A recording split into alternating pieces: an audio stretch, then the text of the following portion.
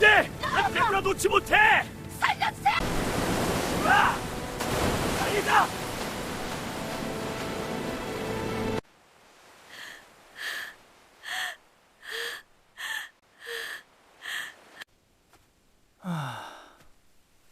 안 되겠군. 구해줘야겠어.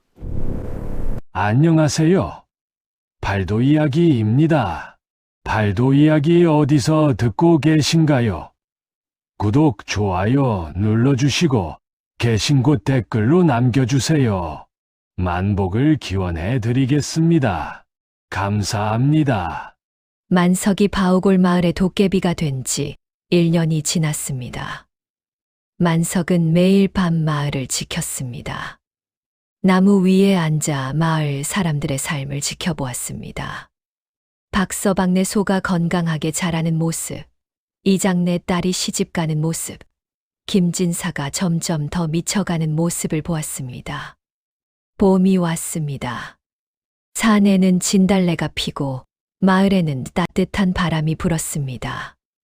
만석은 여전히 어머니 집 나무 위에 앉아 어머니를 지켜보았습니다. 어머니는 많이 늙으셨습니다. 머리가 하얗게 새고 허리가 굽었습니다. 만석은 밤마다 어머니를 위해 장작을 패고 마당을 쓸었습니다. 어느 봄날 저녁 마을 입구에 두 사람이 나타났습니다. 남자와 여자였습니다. 젊은 부부로 보였습니다. 하지만 그들의 옷은 너덜너덜하고 얼굴은 초췌했습니다. 특히 여자는 눈빛이 텅 비어 있었습니다. 마치 혼이 빠진 사람처럼 보였습니다. 만석은 나무 위에서 그들을 바라보았습니다. 두 사람에게서 깊은 슬픔이 느껴졌습니다. 도깨비가 된 후 만석은 사람들의 감정을 느낄 수 있게 되었습니다. 기쁨, 슬픔, 분노, 절망. 그리고 저 두 사람에게서는 견딜 수 없을 만큼 큰 슬픔이 흘러나왔습니다. 저 사람들에게 무슨 일이 있었을까? 만석은 그들을 따라갔습니다. 두 사람은 마을 외곽의 작은 움막으로 들어갔습니다. 빈집이었던 곳이었습니다. 남자가 여자의 손을 잡고 안으로 들어갔습니다. 여자는 아무 말 없이 따라 들어갔습니다. 만석은 움막 근처 나무 위에 앉았습니다. 그들의 이야기를 듣기로 했습니다. 도깨비는 사람들의 마음을 읽을 수 있었습니다. 그들의 기억을 볼 수 있었습니다. 만석은 눈을 감았습니다. 그들의 과거가 만석의 마음속으로 흘러들어왔습니다. 햇살이 따가운 여름날이었습니다. 경상도 의령의 어느 양반집 사랑채에서 18살 김익수가 책을 읽고 있었습니다. 아니, 책을 읽는 척하고 있었습니다. 익수의 시선은 책이 아니라 마당을 향했습니다. 마당에서 한 소녀가 빨래를 하고 있었습니다. 효순이었습니다. 역시 18살이었습니다.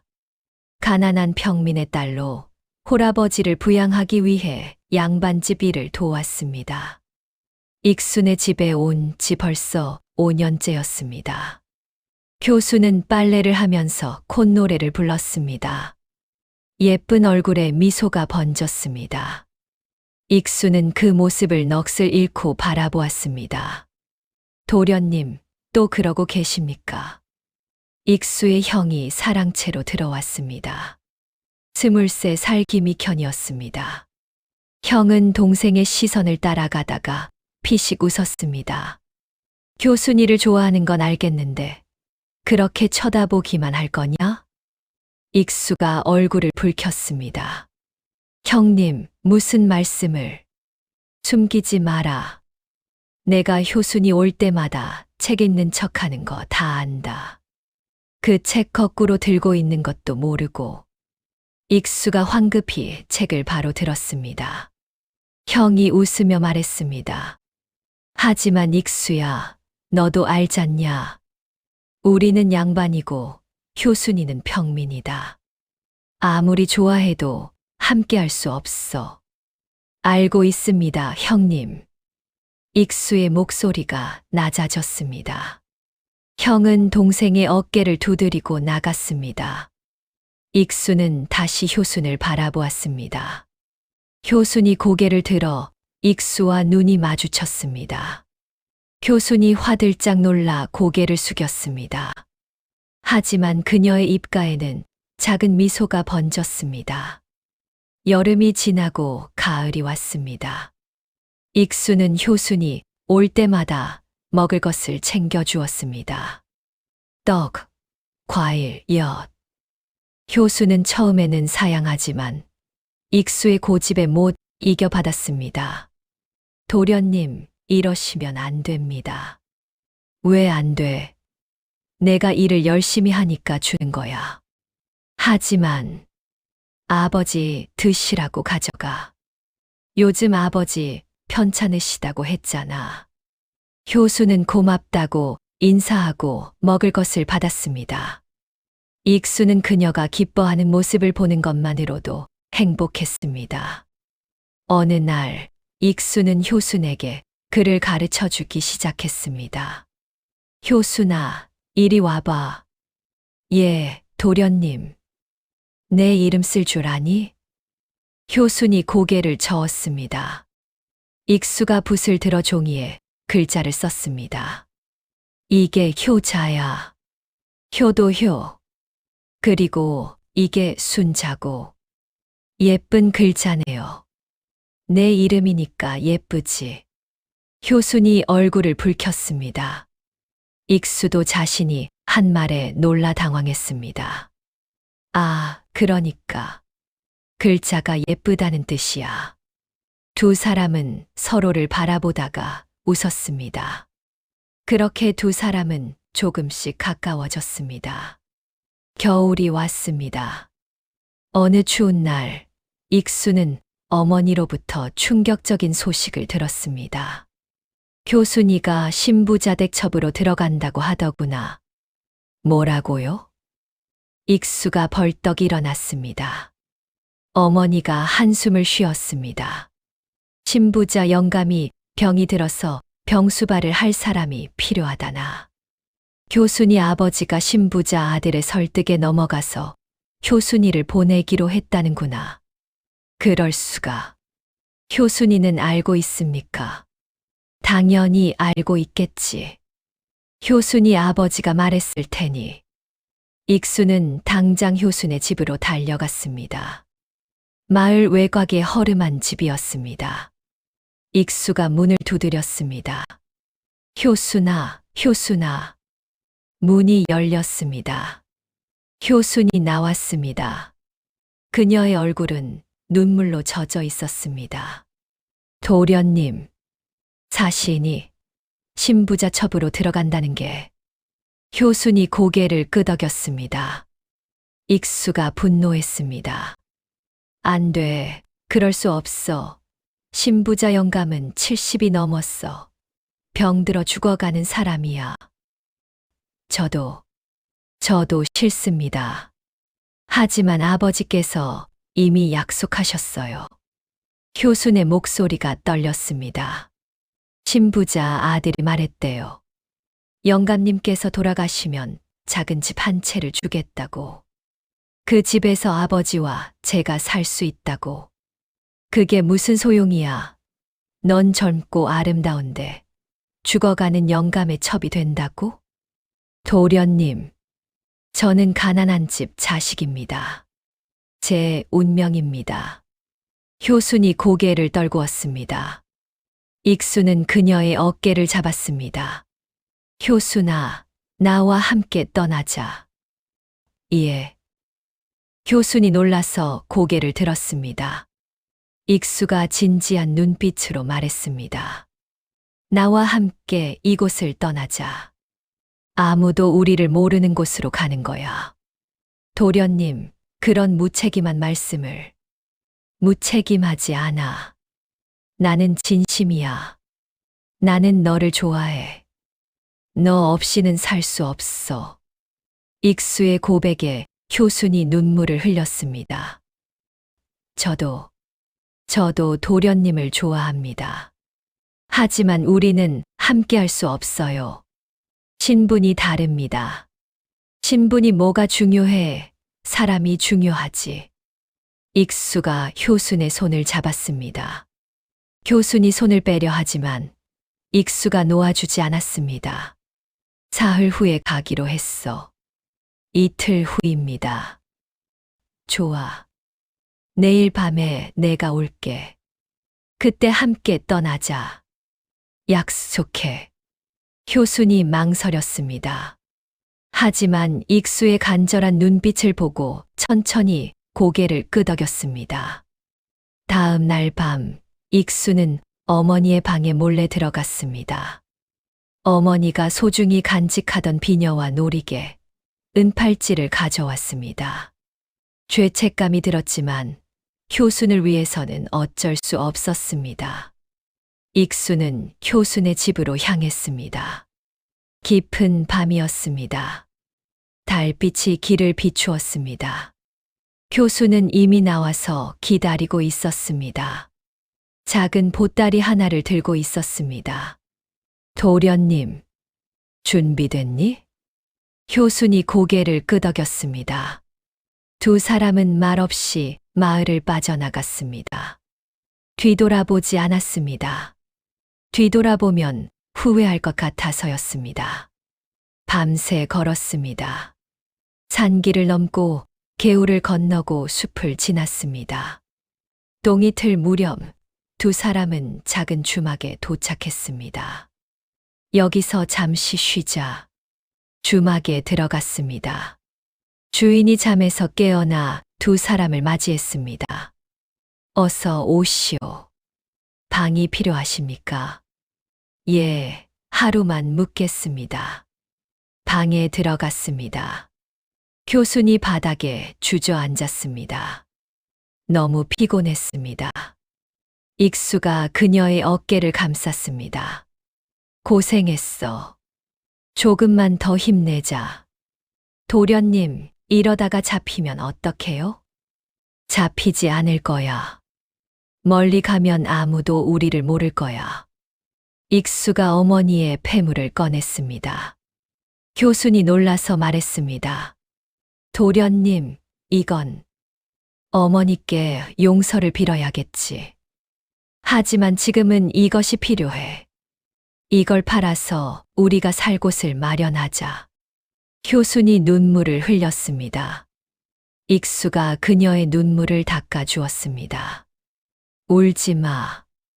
이제 우리는 함께야. 그것만으로도 충분해. 일주일을 도망쳤습니다. 산길을 넘고 강을 건너고 마을을 지났습니다. 마침내 충청도의 한 마을에 도착했습니다. 익수는 어머니의 폐물을 팔았습니다. 꽤 많은 돈이 생겼습니다. 그 돈으로 마을 외곽에 작은 집을 샀습니다. 허름하지만 두 사람에게는 궁전 같았습니다. 효순아, 여기가 우리 집이야. 네, 도련님. 이제 도련님이라고 부르지 마. 그냥 익수라고 불러. 효순이 수줍게 웃었습니다. 두 사람은 집을 정리했습니다. 마당을 쓸고 방을 닦고 부엌을 깨끗이 했습니다. 다음 날부터 두 사람은 시장에서 떡 장사를 시작했습니다. 효순이 떡을 만들고 익수가 팔았습니다. 처음에는 서툴지만 점점 익숙해졌습니다. 떡 사세요. 맛있는 떡. 익수가 큰 소리로 외쳤습니다. 사람들이 모여들었습니다. 효순의 떡은 맛있었습니다. 소문이 나고 손님이 늘어났습니다. 석 달이 지났습니다. 두 사람은 행복했습니다. 아침에 일어나 함께 떡을 만들고 시장에 나가 팔고 저녁에 돌아와 밥을 먹었습니다.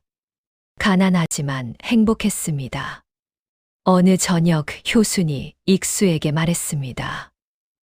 익수, 나 배고파. 응, 방금 저녁 먹었잖아. 그게 아니라 효순이 수줍게 웃었습니다. 익수가 갑자기 깨달았습니다. 설마 아이가? 효순이 고개를 끄덕였습니다. 익수가 기쁨에 소리쳤습니다. 정말이야? 익수가 효순을 안아 올렸습니다. 효순이 웃으며 말했습니다. 조심해요. 아이가 있다니까요. 미안. 너무 기뻤어. 익수가 효순을 조심스럽게 내려놓았습니다. 두 사람은 서로를 바라보며 웃었습니다. 행복이 넘쳤습니다.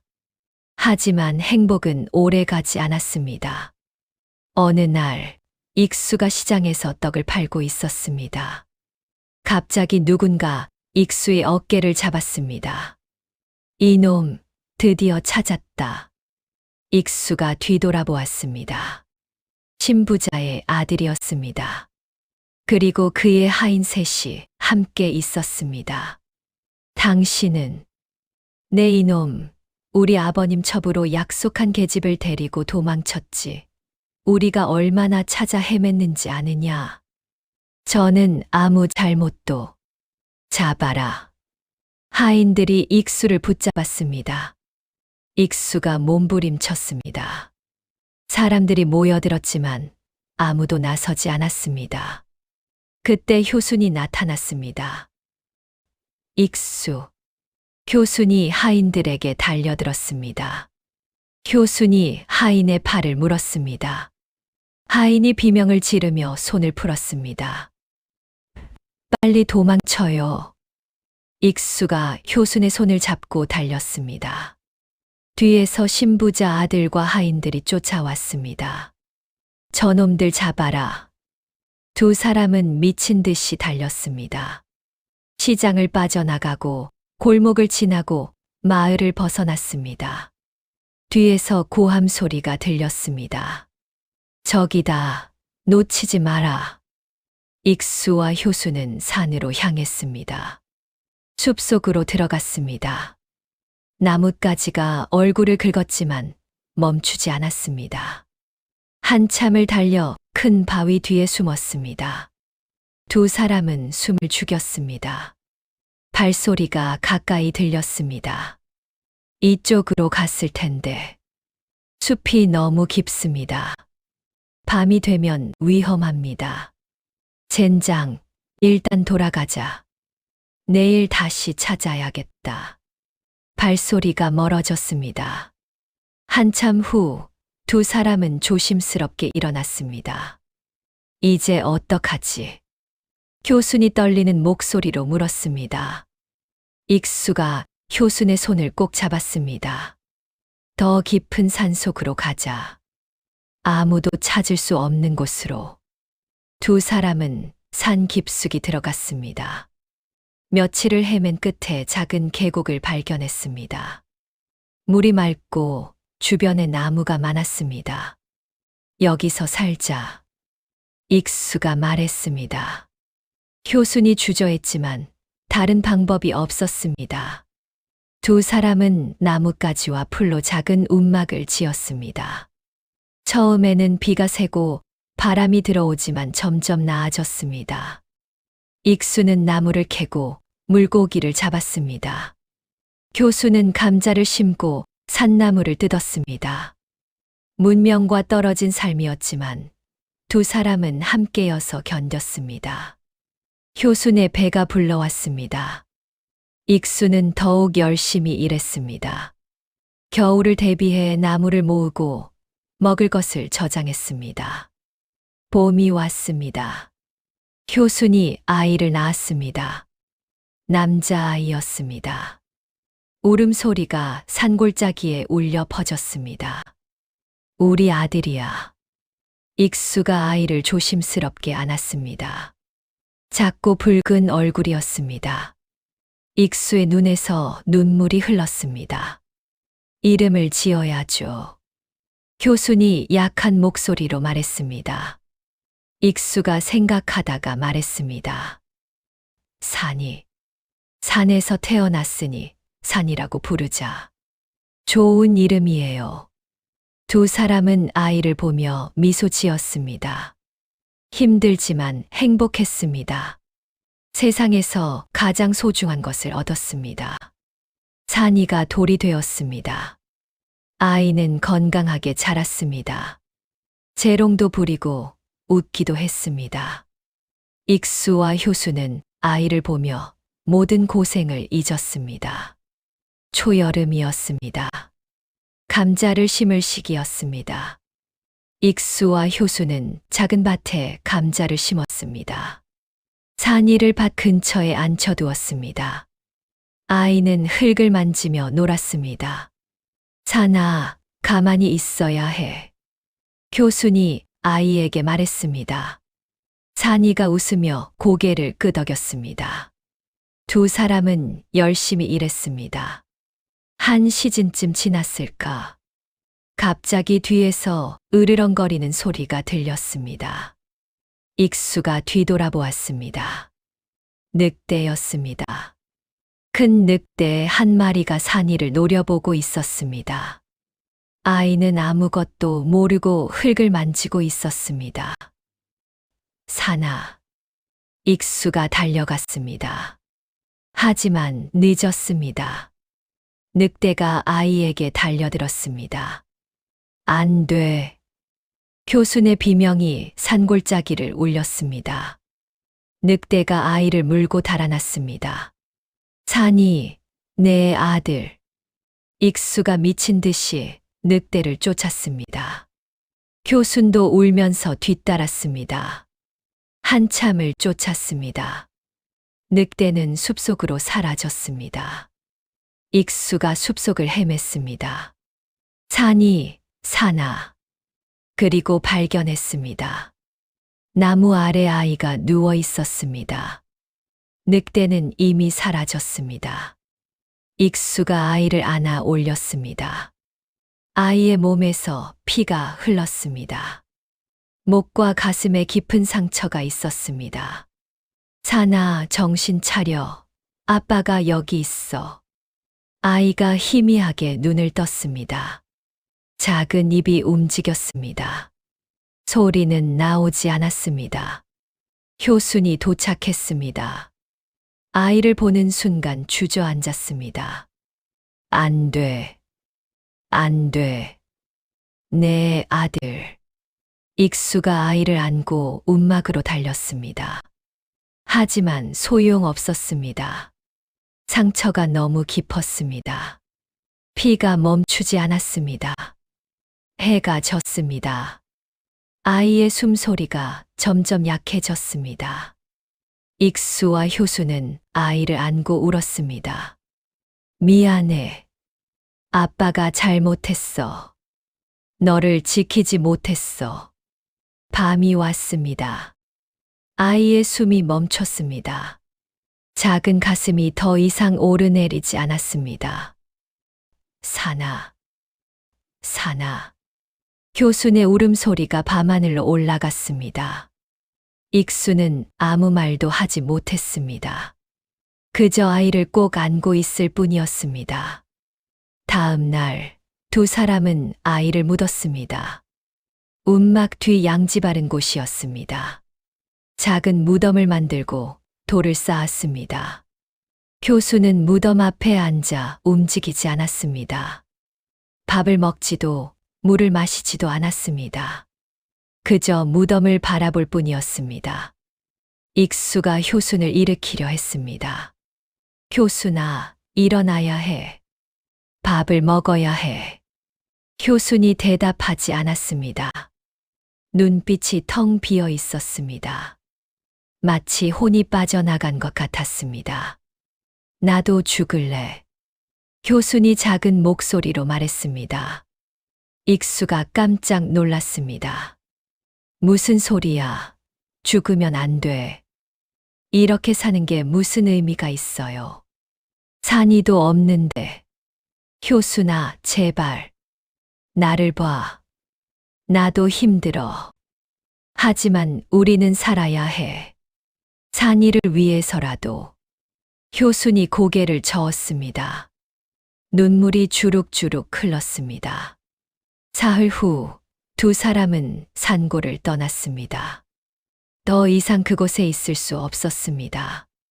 모든 것이 산 위를 떠올리게 했습니다. 보따리 하나만 들고 길을 나섰습니다. 어디로 가는지도 몰랐습니다. 그저 걸었습니다. 끝없이 걸었습니다. 효수는 말을 잃었습니다. 하루 종일 한마디도 하지 않았습니다. 익수가 밥을 주면 먹고 쉬라고 하면 쉬었습니다. 하지만 눈빛은 여전히 텅 비어 있었습니다. 익수는 효순의 손을 꼭 잡았습니다. 놓으면 안 되었습니다. 놓으면 효순이 사라질 것 같았습니다. 괜찮아질 거야. 시간이 지나면 괜찮아질 거야. 익수는 자신에게도 효순에게도 말했습니다. 하지만 믿지 않았습니다. 어떻게 괜찮아질 수 있을까? 아이를 잃었는데 한 달을 걸었습니다. 산을 넘고 강을 건너고 마을을 지났습니다. 그리고 마침내 도착했습니다. 강원도 바우골 마을이었습니다. 저녁 해가 지는 시간이었습니다. 두 사람은 마을 입구에 섰습니다. 작고 평화로운 마을이었습니다. 여기서 살자. 익수가 말했습니다. 효순이 고개를 끄덕였습니다. 대답은 없었습니다. 두 사람은 마을로 들어갔습니다. 마을 사람들이 신기한 듯 바라보았습니다. 이장이 다가왔습니다. 어디서 오셨소? 먼 곳에서 왔습니다. 이곳에서 살고 싶습니다. 일은 할 수 있소. 무슨 일이든 하겠습니다. 이장이 두 사람을 살폈습니다. 초췌하지만 젊고 건강해 보였습니다. 마을 외곽에 빈 움막이 있소. 거기서 지내시오. 일은 내일부터 주겠소. 감사합니다. 이장이 움막으로 안내했습니다. 작고 허름했습니다. 하지만 두 사람에게는 상관없었습니다. 움막에 들어갔습니다. 효순이 구석에 앉았습니다. 익수가 효순 옆에 앉았습니다. 효순아, 우리 여기서 새로 시작하자. 힘들겠지만 함께 이겨내자. 효순이 고개를 돌렸습니다. 처음으로 익수를 바라보았습니다. 그리고 작은 목소리로 말했습니다. 네. 그 한마디에 익수는 눈물을 흘렸습니다. 희망이 보였습니다. 아주 작은 희망이었지만 그것으로 충분했습니다. 밤이 왔습니다. 두 사람은 서로를 안고 잤습니다. 내일은 새로운 날이었습니다. 힘들겠지만 함께 이겨낼 것이었습니다. 움막 밖 나무 위에서 도깨비 만석이 그들을 바라보았습니다. 만석의 눈에도 눈물이 맺혔습니다. 저들에게도 행복이 올까? 만석은 조용히 중얼거렸습니다. 그리고 다짐했습니다.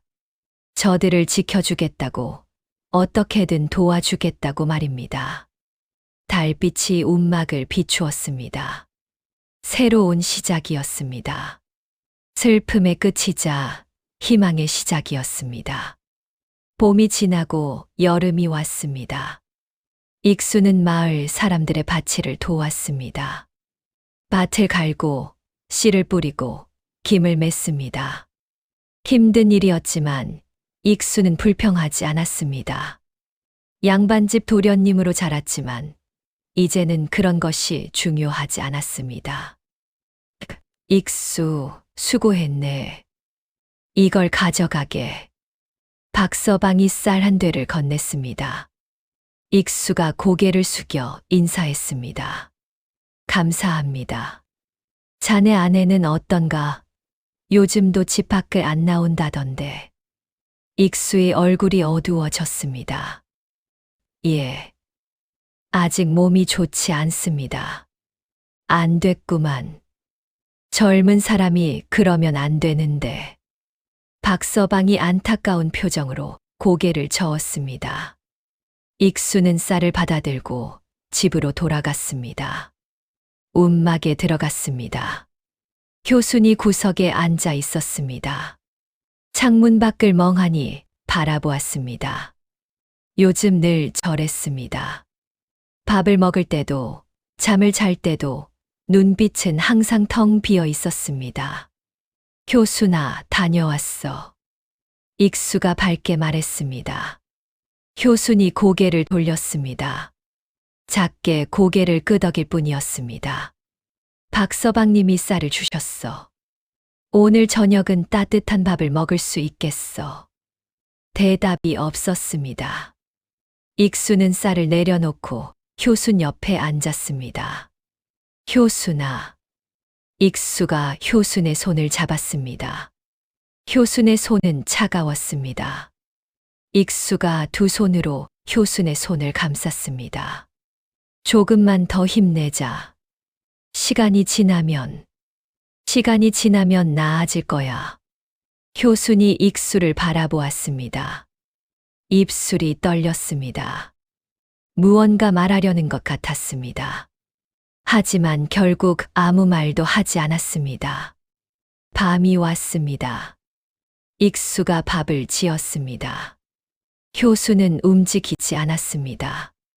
익수가 밥을 퍼서 효순 앞에 놓았습니다. 자, 먹어. 효순이 천천히 숟가락을 들었습니다. 한 숟가락, 두 숟가락. 기계적으로 밥을 먹었습니다. 맛을 느끼는 것 같지 않았습니다. 익수는 그런 효순을 바라보며 가슴이 아팠습니다. 예전의 효순은 어디로 갔을까 생각했습니다. 웃고 노래하고 제잘거리던 효순은 없었습니다. 아이를 잃고 효순의 영혼도 함께 사라진 것 같았습니다. 밤마다 효순은 악몽을 꿨습니다. 비명을 지르며 잠에서 깼습니다. 익수가 깜짝 놀라 깨어났습니다. 효순아, 괜찮아, 꿈이야. 꿈일 뿐이야. 효순이 숨을 헐떡였습니다. 온몸이 땀에 젖어 있었습니다. 익수가 효순을 안았습니다. 무서운 꿈을 꿨어요. 찬이가 저를 불러요. 쉿, 괜찮아. 내가 여기 있어. 효순이 익수의 품에서 울었습니다. 소리 없이 조용히 울었습니다. 익수도 함께 눈물을 흘렸습니다. 두 달이 지났습니다. 익수는 성실하게 일했습니다. 마을 사람들은 익수를 좋아했습니다. 일도 잘하고 말도 공손했습니다. 하지만 효순에 대해서는 달랐습니다. 효순은 여전히 집 밖으로 나오지 않았습니다. 마을 사람들은 수군거렸습니다. 저 여자, 뭐가 문제인가? 젊은 것이 집에만 틀어박혀 있어. 병이라도 있는 건가? 아니면 미친 거 아닐까? 어느 날, 익수가 우물가에서 물을 깃고 있었습니다. 마을 아낙네 둘이 빨래를 하며 이야기했습니다. 저 집 아낙네 봤어? 아니, 한 번도 못 봤어. 집 밖으로 안 나온다며. 그러게, 뭔가 숨기는 게 있는 거 아닐까? 혹시 도망쳐 온 거 아닐까? 죄를 짓고 익수의 손이 멈췄습니다. 아낙네들이 익수를 보고 황급히 입을 다물었습니다. 익수는 아무 말 없이 물동이를 들고 돌아섰습니다. 집으로 돌아가는 길, 익수는 한숨을 쉬었습니다. 사람들의 시선이 부담스러웠습니다. 하지만 어쩔 수 없었습니다. 효순을 억지로 밖에 나가게 할 수는 없었습니다. 그날 밤, 익수가 효순에게 조심스럽게 말했습니다. 효순아, 내일 나랑 같이 밖에 나갈래? 효순이 고개를 저었습니다. 왜? 날씨도 좋고 바람도 시원한데. 싫어요. 교수나, 계속 집에만 있으면 안 돼.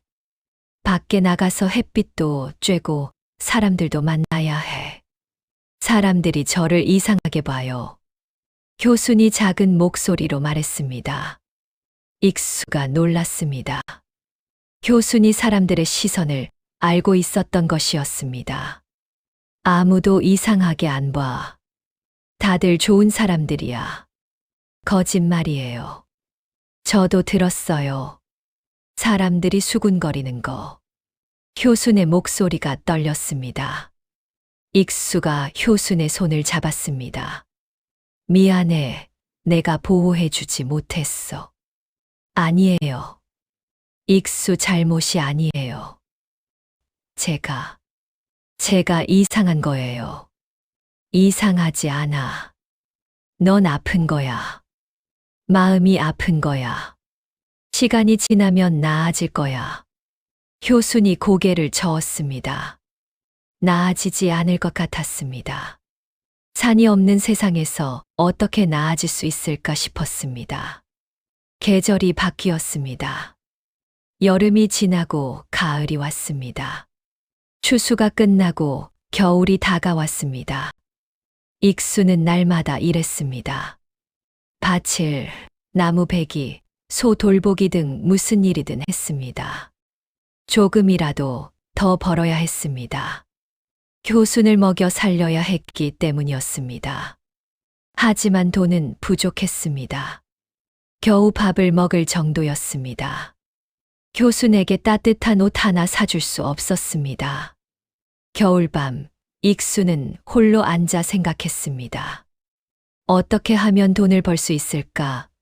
효순을 웃게 할 수 있을까 고민했습니다. 며칠 후 마을에 소식이 들렸습니다. 초여름에 바다에 고깃대가 온다더라. 올해는 특히 많이 온다는 소문이야. 고깃배에서 일손을 구한다던데. 돈을 많이 준다더라. 익수의 귀가 번쩍 뜨였습니다. 고기 빼는 일은 힘들지만 돈을 많이 준다는 이야기를 들었기 때문이었습니다. 그날 밤 익수가 효순에게 말했습니다. 교순아, 내가 초여름에 바다로 갈까 해. 교순이 놀라서 익수를 보았습니다. 바다요? 왜요? 고깃배에서 일하면 돈을 많이 준다더라. 한 철만 일하면 꽤 벌 수 있대. 안 돼요. 교순이 단호하게 말했습니다. 익수가 놀랐습니다. 교순이 이렇게 강하게 거부한 것은 오랜만이었습니다. 왜? 위험해요. 바다는 무서운 곳이에요. 괜찮아. 조심할게. 안 돼요. 가지 마세요. 효순의 목소리가 떨렸습니다. 눈에 눈물이 고였습니다. 익수가 효순을 안았습니다. 효순아, 돈을 벌어야 해. 너한테 따뜻한 옷도 사주고 맛있는 것도 사주고 싶어. 그러려면 돈이 필요해. 그런 거 필요 없어요. 그냥 함께 있어요. 그것만으로 충분해요. 하지만 제발요. 가지 마세요. 당신마저 잃으면 저는 살 수 없어요. 효순이 익수를 꼭 안았습니다. 익수는 효순의 등을 쓰다듬었습니다. 알았어. 안 갈게. 다른 방법을 찾아볼게. 효순이 안도하며 고개를 끄덕였습니다. 하지만 익수는 마음을 바꾸지 못했습니다. 교순에게 더 나은 삶을 주고 싶었습니다. 그러려면 돈이 필요했습니다. 초여름이 왔습니다. 고깃대가 온다는 소식이 들렸습니다. 익수는 결심했습니다. 새벽에 일어났습니다. 효수는 아직 자고 있었습니다. 익수는 조용히 옷을 입었습니다. 문을 열려는데 뒤에서 효순의 목소리가 들렸습니다. 어디 가세요? 익수가 멈췄습니다. 천천히 뒤돌아보았습니다. 효순이 일어나 앉아 있었습니다. 효순아, 바다로 가시는 거죠? 익수가 대답하지 못했습니다. 효순이 눈물을 흘렸습니다. 가지 말라고 했잖아요. 미안해. 하지만 가야 해. 우리를 위해서. 익수가 효순에게 다가갔습니다. 효순의 어깨를 잡았습니다. 걱정하지 마. 금방 돌아올게. 그리고 많은 돈을 벌어올게. 그 돈으로 따뜻한 집도 구하고 내가 좋아하는 비녀도 사줄게. 그런 거 필요 없어요. 당신만 있으면 돼요. 나도 너만 있으면 돼. 그래서 가는 거야. 너를 더 행복하게 해주고 싶어서. 익수가 효순을 꼭 안았습니다. 효순이 익수의 옷을 붙잡았습니다. 약속해요. 꼭 돌아온다고. 약속해. 반드시 돌아올게. 두 사람은 한참을 그렇게 안고 있었습니다. 동이 텄습니다. 익수가 몸을 뗐습니다. 이제 가야 해. 늦으면 배를 놓쳐. 조심해요. 제발 조심해요. 응. 너도 잘 있어. 밥 잘 챙겨 먹고. 익수가 문을 열었습니다.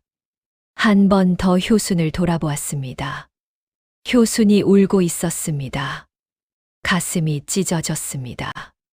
하지만 가야 했습니다. 금방 다녀올게, 효순아. 익수가 문을 닫았습니다. 효순의 울음소리가 문 밖까지 들렸습니다. 익수는 발걸음을 재촉했습니다. 뒤돌아보면 안 되었습니다. 뒤돌아보면 갈 수 없었기 때문이었습니다.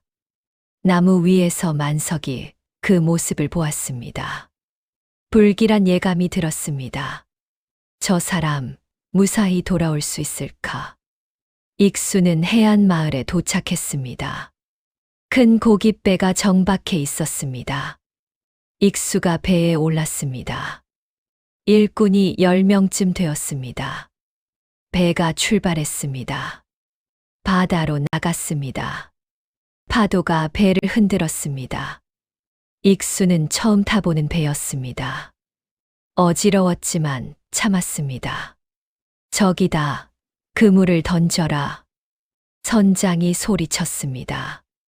일꾼들이 그물을 던졌습니다. 익수도 따라 했습니다. 그물이 무거웠습니다.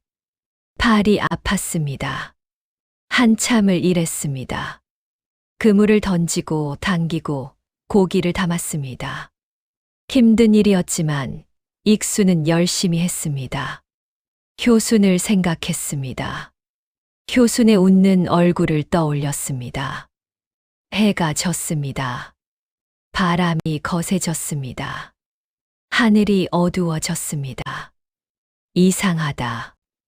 날씨가 갑자기. 선장이 하늘을 올려다보았습니다. 먹구름이 몰려왔습니다. 빨리 그물을 걷어. 폭풍이 온다. 일꾼들이 서둘러 그물을 걷었습니다. 하지만 늦었습니다. 비가 쏟아졌습니다. 바람이 거세게 불었습니다. 배가 크게 흔들렸습니다. 익수가 비틀거렸습니다. 난간을 붙잡았습니다. 모두 배 안으로 들어가 밧줄을 잡아. 선장이 소리쳤지만 목소리가 바람에 묻혔습니다. 파도가 배를 덮쳤습니다. 익수의 몸이 물에 젖었습니다. 으악! 한 일꾼이 미끄러졌습니다.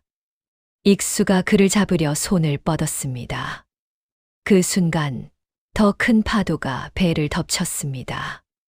익수의 몸이 허공에 떴습니다. 차가운 물이 익수를 삼켰습니다. 살려줘.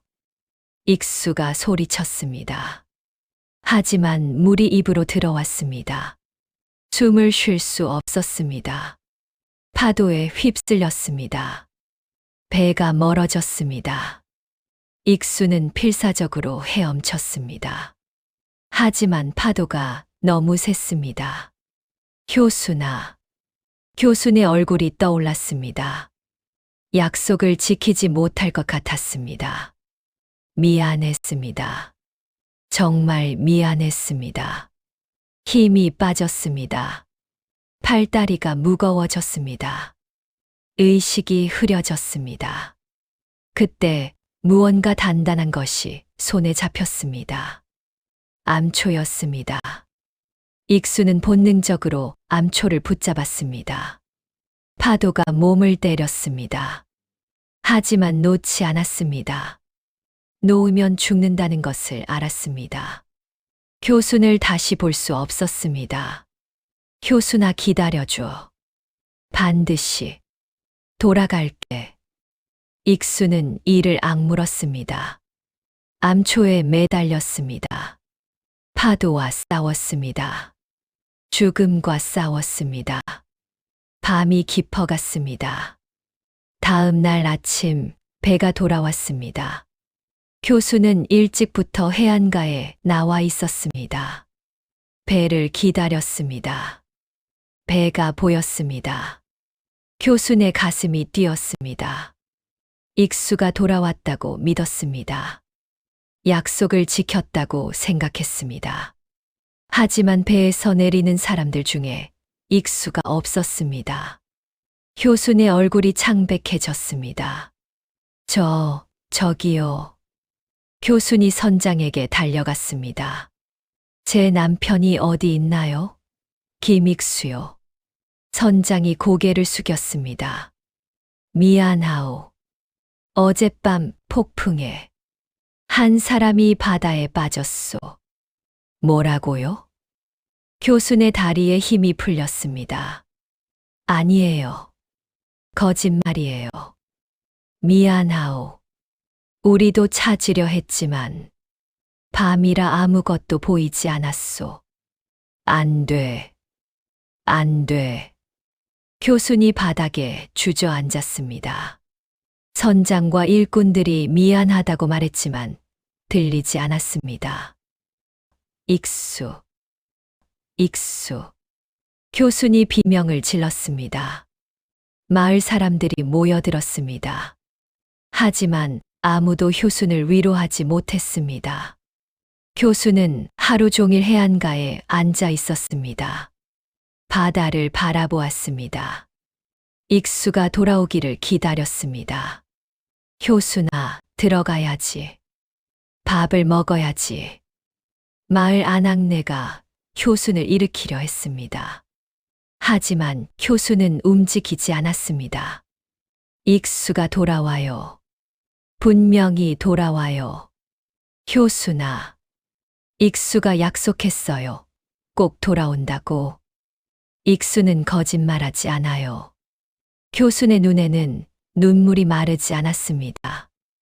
해가 졌습니다. 달이 떴습니다. 교순은 여전히 해안가에 앉아 있었습니다. 나무 위에서 만석이 그 모습을 보았습니다. 가슴이 아팠습니다. 저 여자는 이미 아이를 잃었습니다. 이제 남편마저 잃으면 살 수 없을 것이었습니다. 만석은 결심했습니다. 익수를 찾아야 했습니다. 만석은 바다로 향했습니다.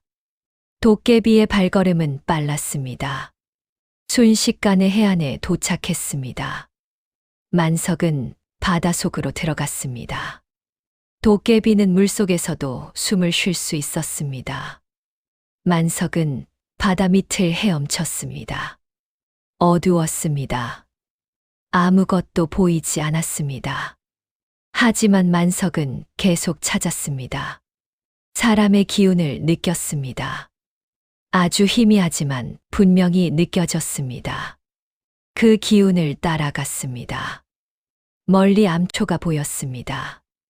그리고 그 암초에 매달린 사람이 보였습니다. 익수였습니다. 만석이 다가갔습니다.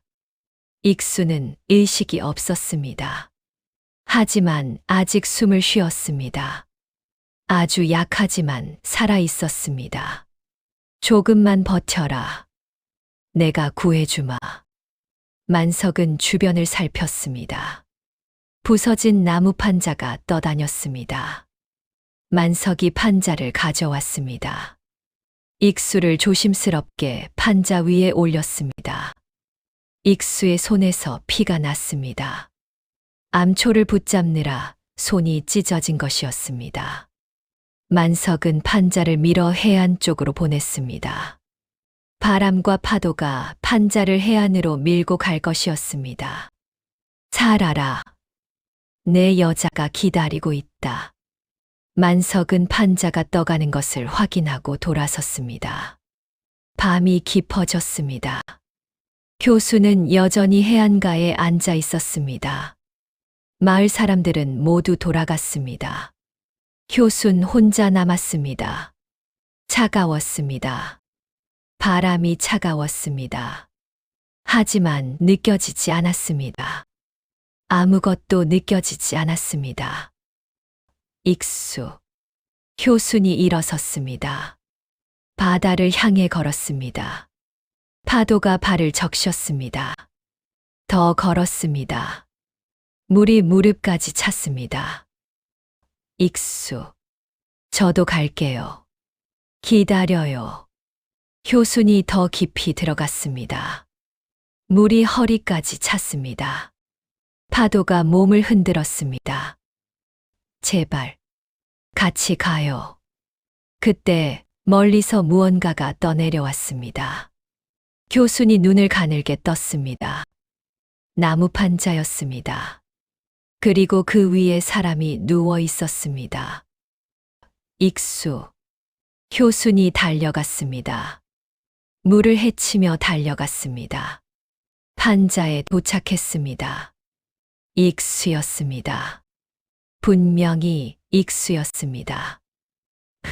익수, 익수. 효순이 판자를 붙잡았습니다. 익수를 흔들었습니다. 익수는 대답이 없었습니다. 하지만 가슴이 움직였습니다. 숨을 쉬고 있었습니다. 살아있어. 살아있어. 효순이 울면서 웃었습니다. 판자를 끌고 해안으로 향했습니다. 사람 살려요. 도와주세요. 효순의 목소리가 밤하늘에 울렸습니다. 마을 사람들이 하나둘 나왔습니다. 저게 무슨 일이야? 익수가 돌아왔어. 사람들이 달려왔습니다. 함께 익수를 해안으로 끌어올렸습니다. 빨리 집으로 데려가야 해. 불을 피워 따뜻하게 해줘야 해. 마을 사람들이 익수를 업어 움막으로 데려갔습니다. 효순이 뒤따랐습니다. 움막에 익수를 눕혔습니다. 불을 피웠습니다. 젖은 옷을 벗기고 담요를 덮었습니다. 효순이 익수의 손을 잡았습니다. 손이 차가웠습니다. 효순이 두 손으로 익수의 손을 감쌌습니다. 익수, 정신 차려요. 나예요. 효순이에요. 익수가 미세하게 움직였습니다. 눈꺼풀이 떨렸습니다. 익수. 익수가 천천히 눈을 떴습니다. 희미한 눈빛이 효순을 보았습니다. 효순아.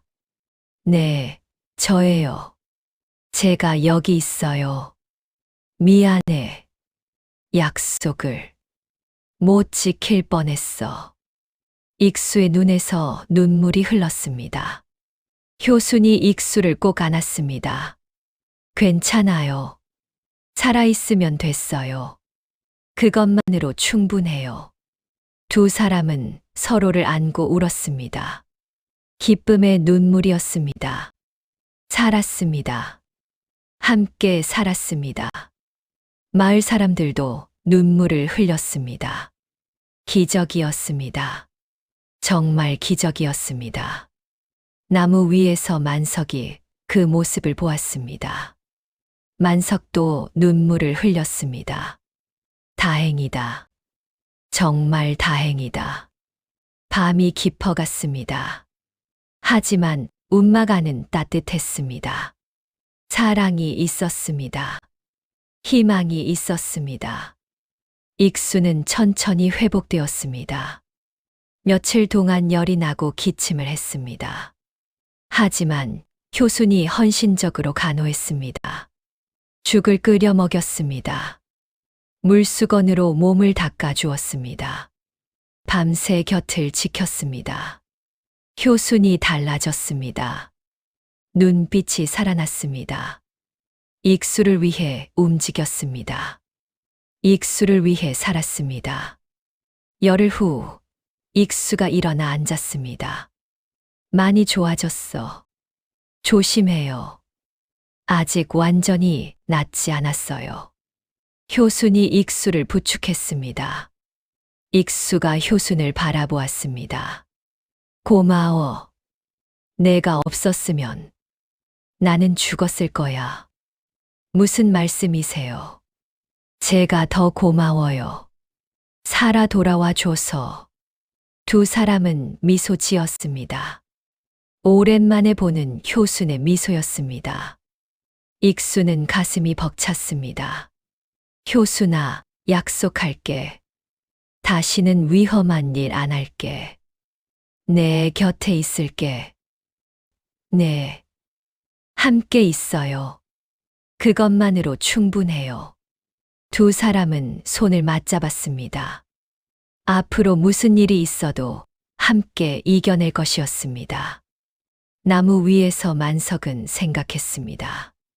이제 무엇을 해야 할까 고민했습니다. 저들을 어떻게 도와야 할까 생각했습니다. 그리고 떠올랐습니다. 이웃 마을의 거지 아이가 생각났습니다. 그래, 저 아이다. 만석은 미소 지었습니다. 계획이 섰습니다. 저들에게 다시 한번 행복을 줄 방법이 생겼습니다. 달빛이 만석을 비췄습니다.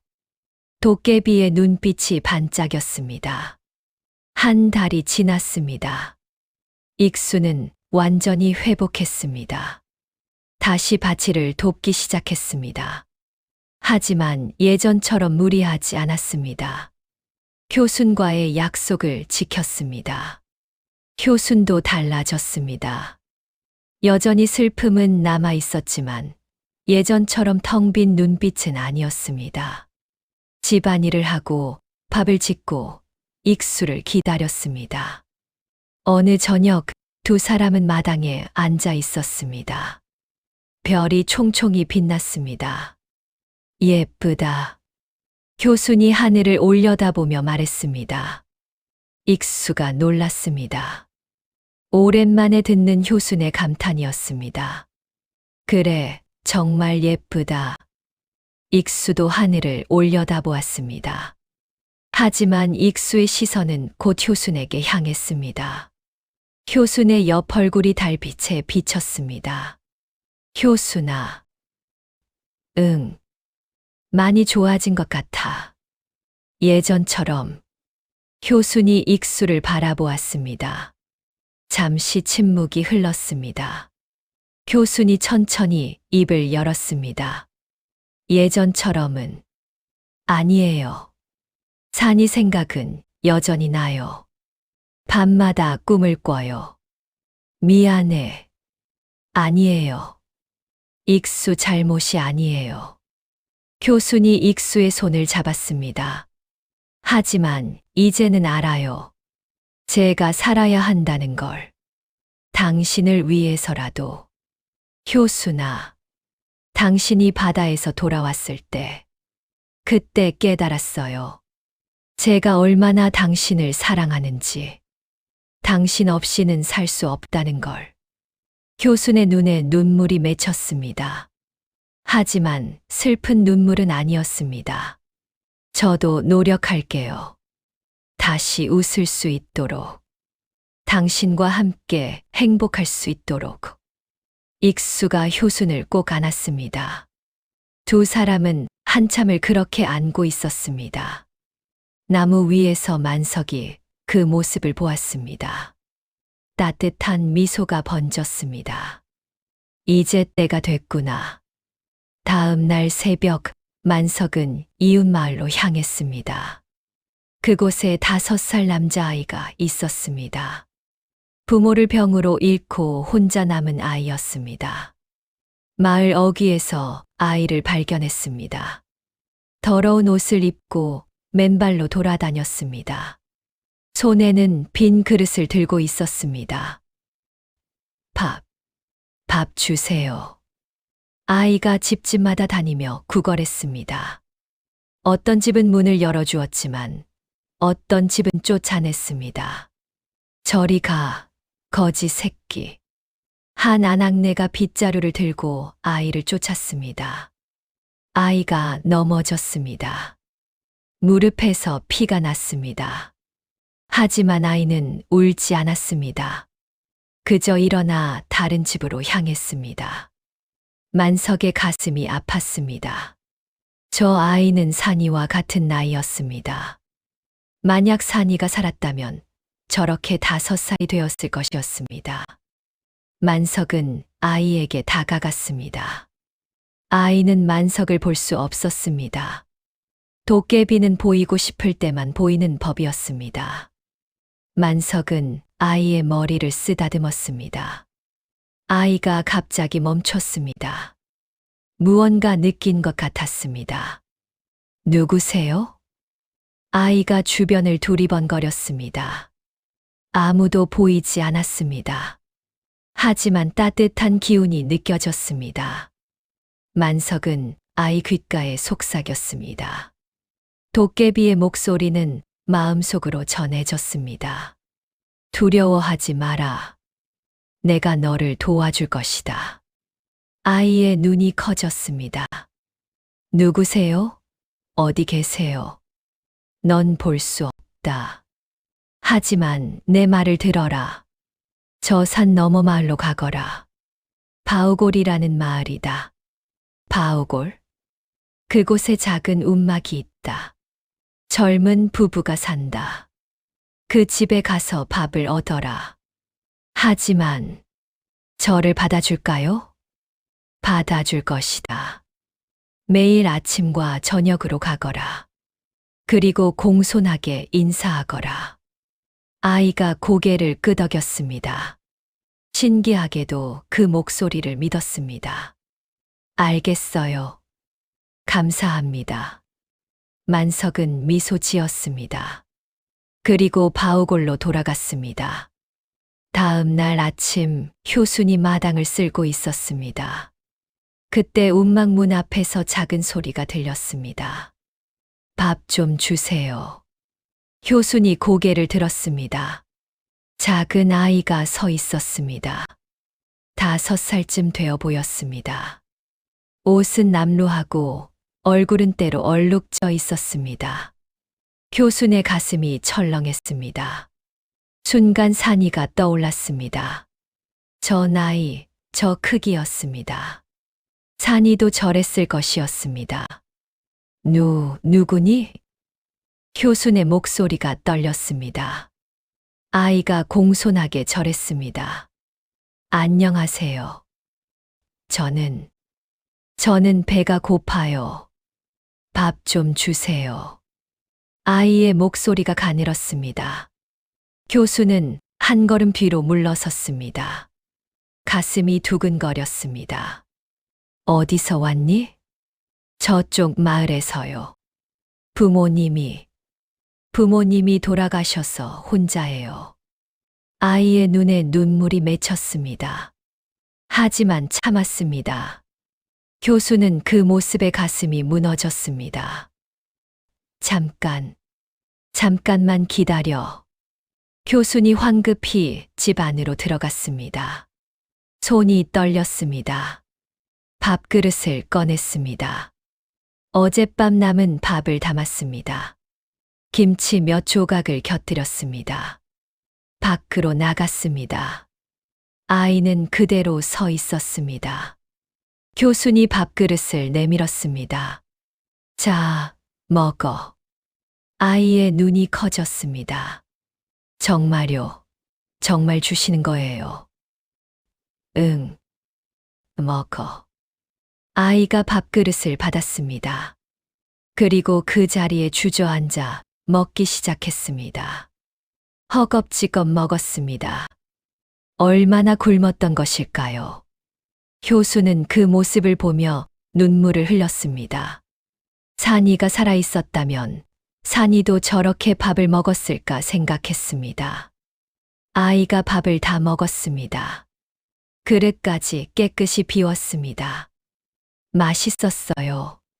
정말 맛있었어요. 아이가 환하게 웃었습니다. 효순의 가슴이 뜨거워졌습니다. 그래. 다행이구나. 감사합니다. 정말 감사합니다. 아이가 깊이 절했습니다. 그리고 밥그릇을 효순에게 돌려주었습니다. 내일도 와도 돼요? 아이가 조심스럽게 물었습니다. 효순이 망설였습니다. 마음이 복잡했습니다. 하지만 고개를 끄덕였습니다. 그래. 내일도 오렴. 아이의 얼굴이 환해졌습니다. 감사합니다. 꼭 올게요. 아이가 뛰어갔습니다. 효수는 그 모습을 멍하니 바라보았습니다. 저녁에 익수가 돌아왔습니다. 효순이 익수에게 말했습니다.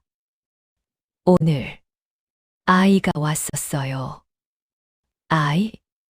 5살쯤 되어 보이는 남자아이요. 거지 아이 같았어요. 밥을 달라고 했어. 줬어요. 익수가 효순을 바라보았습니다. 효순의 눈이 붉었습니다. 힘들었겠구나. 아니에요. 오히려 좋았어요. 효순이 작게 웃었습니다. 산이 또래였어요. 산이도 저랬을까요? 밥을 저렇게 맛있게 먹었을까요? 그랬을 거야. 분명히 그랬을 거야. 익수가 효순의 손을 잡았습니다. 효순이 고개를 끄덕였습니다. 내일도 온대요. 내일도 밥을 줘도 될까요? 당연하지. 우리 밥이 넉넉하진 않지만 아이 먹일 만큼은 있어. 고마워요. 효순이 익수를 안았습니다. 익수도 효순을 안았습니다. 다음 날 아침 아이가 다시 왔습니다. 효순은 이미 밥을 준비해 두었습니다. 왔구나. 네, 안녕하세요. 아이가 밝게 인사했습니다. 효순이 밥을 내밀었습니다. 아이가 받아 먹었습니다. 오늘은 어제보다 천천히 먹었습니다. 맛있어요. 그래. 천천히 먹어. 효순이 아이 옆에 앉았습니다. 아이를 바라보았습니다. 더러운 얼굴이었지만 예뻤습니다. 눈이 크고 속눈썹이 길었습니다. 이름이 뭐니? 아이가 밥을 먹다 멈췄습니다. 이름이요? 응. 내 이름 말이야. 아이가 고개를 저었습니다. 잘 모르겠어요. 부모님이 돌아가시기 전에 뭐라고 불렀는지 기억이 안 나요. 효순의 가슴이 아팠습니다. 그럼 내가 이름을 지어줄까? 정말요? 아이의 눈이 반짝였습니다. 효순이 생각했습니다. 복동이. 복이 돌아왔다는 뜻으로 복동이라고 부를까? 복동이. 좋아요. 저 복동이에요. 아이가 환하게 웃었습니다. 효순도 따라 웃었습니다. 오랜만에 마음 깊은 곳에서 우러나오는 웃음이었습니다. 그날 저녁부터 복동이는 아침 저녁으로 왔습니다. 효순은 매번 밥을 준비했습니다. 복동이는 한 번도 빠지지 않고 왔습니다. 일주일이 지났습니다. 효순은 복동이를 기다렸습니다. 복동이를 위해 밥을 지었습니다. 복동이가 오면 함께 앉아 이야기를 나눴습니다. 복동아, 오늘은 뭐 했니? 나무 밑에서 놀았어요. 개미들이 일하는 걸 봤어요. 그래? 재미있었겠다. 네, 개미들이 줄을 서서 가요. 신기해요. 복동이가 신나게 이야기했습니다. 교수는 그 모습을 보며 미소 지었습니다. 복동이는 점점 깨끗해졌습니다. 효순이 물을 데워 복동이를 씻겨 주었습니다. 옷도 빨아 주었습니다.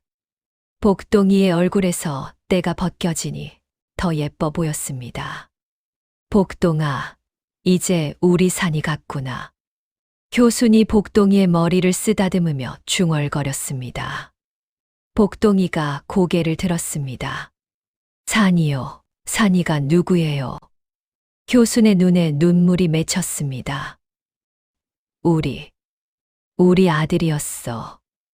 너랑 같은 나이였어. 어디 갔어요? 하늘나라로 갔어. 별이 되었어.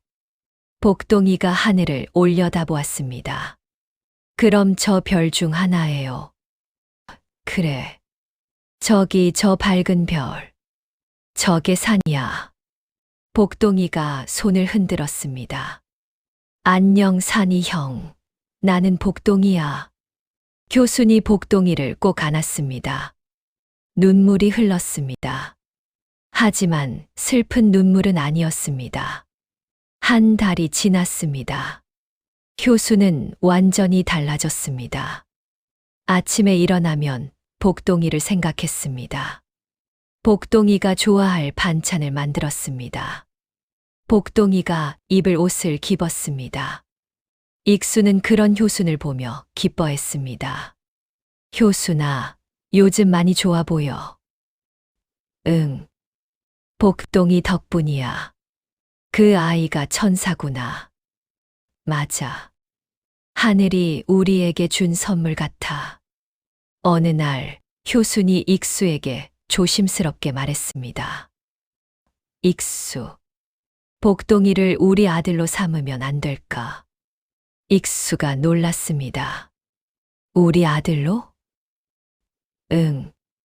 복동이는 혼자야. 부모도 없고 갈 곳도 없어. 우리가 키우면 안 될까? 익수는 잠시 생각했습니다. 그리고 고개를 끄덕였습니다. 나도 그러고 싶었어. 하지만 내가 힘들까봐 말 못했어. 안 힘들어. 오히려 행복해. 복동이를 보면 살아야 할 이유가 생겨. 그래. 그럼 복동이를 우리 아들로 삼자. 효순이 익수를 꼭 안았습니다. 두 사람은 행복한 눈물을 흘렸습니다. 다음 날 효순이 복동이에게 말했습니다. 복동아, 우리 집에서 살래? 복동이가 눈이 커졌습니다. 정말요? 정말 저를 받아주시는 거예요? 응. 우리 아들이 되는 거야. 우리를 엄마 아빠라고 불러줄래? 복동이의 눈에서 눈물이 주르륵 흘렀습니다. 엄마, 아빠. 복동이가 효순에게 달려들었습니다. 효순이 복동이를 꼭 안았습니다. 우리 복동이, 우리 아들. 익수도 다가와 두 사람을 안았습니다. 세 사람은 서로를 안고 울었습니다. 나무 위에서 만석이 그 모습을 보았습니다. 만석도 눈물을 흘렸습니다. 다행이다. 정말 다행이다. 석 달이 지났습니다. 복동이는 정식으로 익수와 효순의 아들이 되었습니다. 마을 이장에게 신고했습니다. 이 아이를 우리 아들로 삼고 싶습니다. 좋은 일이네. 아이도 부모가 생기고 자네들도 자식이 생기고. 이장이 기록을 남겼습니다. 복동이는 이제 정식으로 김복동이 되었습니다. 마을 사람들도 기뻐했습니다. 효순이가 많이 좋아졌어. 그러게 요즘은 밖에도 나오고 사람들하고도 이야기하고 아이가 효순이를 살렸어. 교수는 이제 마을 사람들과 자연스럽게 이야기했습니다. 우물가에서 빨래도 하고 장터에도 나갔습니다. 복동이의 손을 잡고 돌아다녔습니다. 복동아, 여기 엿 사줄게. 와, 엿이다. 복동이가 기뻐했습니다. 교순이 엿을 사서 복동이에게 주었습니다. 복동이가 엿을 핥으며 환하게 웃었습니다. 엄마, 맛있어요. 그래. 천천히 먹어. 효순도 웃었습니다. 진심으로 웃었습니다. 저녁이면 세 사람은 마당에 앉아 하늘을 보았습니다. 아빠, 저 별이 산이 형이에요. 그래. 저 밝은 별. 산이 형, 안녕. 나 오늘 엿 먹었어. 복동이가 별을 향해 손을 흔들었습니다. 익수와 효순이 복동이를 바라보며 미소 지었습니다. 밤이 깊어졌습니다. 복동이가 잠들었습니다.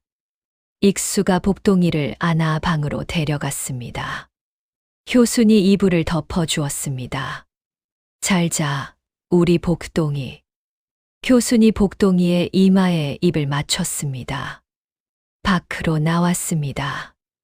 익수가 기다리고 있었습니다. 행복해. 익수가 물었습니다. 효순이 고개를 끄덕였습니다. 응. 정말 행복해. 당신 덕분이야. 나도 내 덕분이야. 두 사람은 손을 잡고 하늘을 올려다보았습니다. 별이 총총히 빛났습니다. 익수, 우리 앞으로 잘 살 수 있을까? 당연하지. 우리는 이미 많은 걸 이겨냈어. 이제는 행복만 남았어. 교순이 익수의 어깨에 머리를 기대었습니다. 고마워. 나를 포기하지 않아줘서. 나도 고마워. 살아줘서. 두 사람은 서로를 바라보며 미소 지었습니다. 나무 위에서 만석이 그들을 지켜보았습니다. 따뜻한 미소가 번졌습니다. 이것이 내가 할 수 있는 일이구나. 만석은 깨달았습니다. 자신의 역할을 알게 되었습니다. 도깨비로서 해야 할 일을 깨달았습니다. 복수가 아니었습니다. 직접 나서서 문제를 해결하는 것도 아니었습니다. 작은 인연을 이어주는 것, 사람들이 스스로 행복을 찾도록 돕는 것이었습니다. 그것이 도깨비의 역할이었습니다. 도깨비 만석은 한때는 천하장사였던 청년이었습니다. 억울하게 죽었지만 도깨비로 환생한 영혼이었습니다. 그는 이제 알았습니다. 자신이 왜 도깨비가 되었는지, 무엇을 해야 하는지 말입니다. 복수가 아니라 구원을, 파괴가 아니라 보호를, 미움이 아니라 사랑을 선택했습니다. 그것이 도깨비 만석의 길이었습니다. 오늘 이야기는 여기까지입니다. 도깨비 만석의 이야기 다음 편에서 만나 뵙겠습니다. 감사합니다.